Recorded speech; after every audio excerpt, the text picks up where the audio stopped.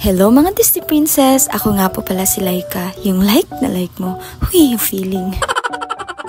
So for today's video ay samahan niyo ako sa aming company outing. Thank you so much po ATDCI for this opportunity and wonderful experience. It truly is a memory to be cherished. Huy, ang OA.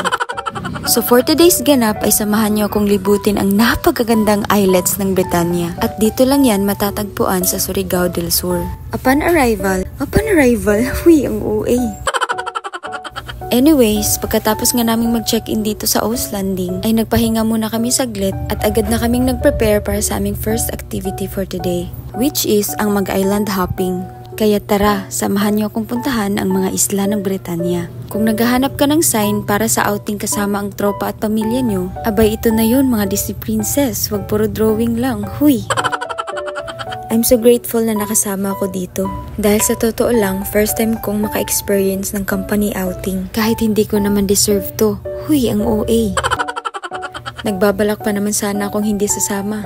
Dahil alam mo naman ang Disney Princess, mahina ang sikmura. Buti na lang talaga may Bonamin. Bonamin? Huy! At habang tayo papalipit na nga sa ating first stop, at sa totoo lang kahit nalaking isla ako, sobrang namamangha pa rin talaga ako sa ganda ng isla at ng dagat.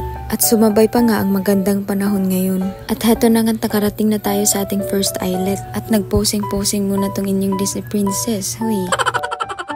Ay agad nang bumungad sa amin tong napakaraming seafoods. Meron silang iba't ibang klaseng mga tindang seafoods dito. Tulad ng sea urchins o yung tinatawag nating tajom o tuyom. Meron din silang lato, pukpukon at talaba. Ako'y natatakam na talaga sa mga pagkain dito. Gustong gusto ko na talagang kumain. Dahil alam niyo naman, paborito to ng Disney Princess niyo. Eh kaso nga lang, wala akong pambili dahil wala akong dalang pera. Wala ba talagang dalang pera o wala talagang pera? Charis, joke lang, pero totoo talaga. So ayun na nga, ini-enjoy na lang muna namin tong magandang tanawin dito sa isla. Kung naapay hunasan diri, nanginhas na ang Disney Princess. Huy!